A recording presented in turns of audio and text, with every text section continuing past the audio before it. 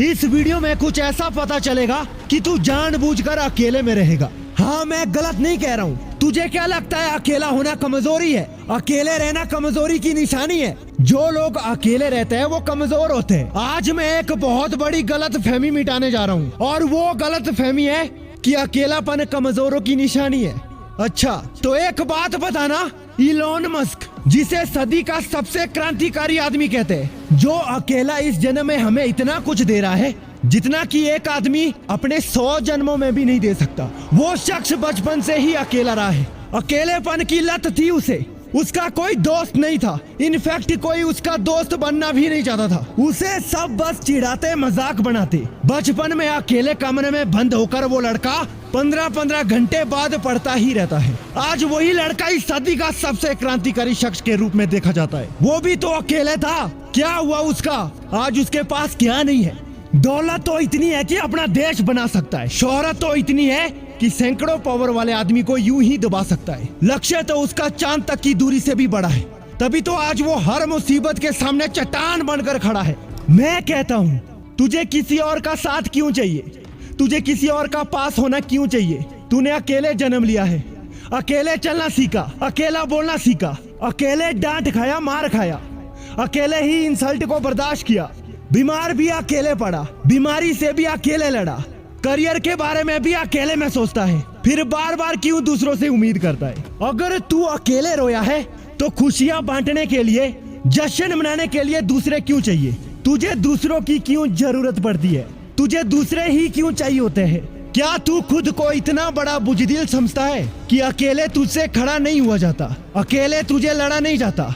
इंसान हो तो बहादुरी से जियो। जैसे एक शेर जंगल पर राज करता है, वो अपने एटीट्यूड पर भरोसा करता है कि साला कोई आए या ना आए, साथ दे चाहे छोड़ दे। वो अपना हौसला कभी डगमगाने नहीं देता। बनना है तो कुछ ऐसा बनो ना यार, जिंदा दिल, जिगर वाला और बिंदास। अकेलापन कमजोरी नहीं, मजबूती है, असलियत है, हकीकत है।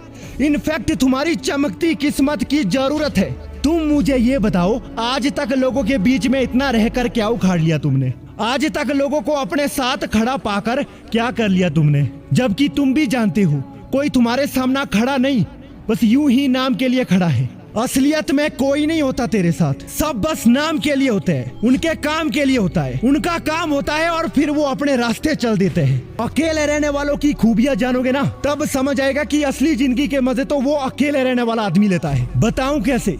सुख सुकून से रहते हैं, अपने फैसले खुद लेता है, बहुत सारे डिस्ट्रैक्शन से दूर रहता है, बहुत सारे झगड़े और बेबुनियाद किस्सों से बच जाता है, अपनी क्रिएटिविटी से कुछ नया सीखता है, कुछ नया बनाता है, अपने आप को बेहतर करता है, खुद पर भरोसा करता है, धोखे से बच जाता है, बहुत सारे मामलों में दबते हुए भी खुशी खुशी निकल जाता है। असल में एक असली मर्द कहलाता है। और इन सब के बाद जो सबसे ताकतवर खूबी उसके अंदर छप जाती है ना, वो है कि अब उसका अकेले रहने वाला बिंदास एटीट्यूड बन जाता है।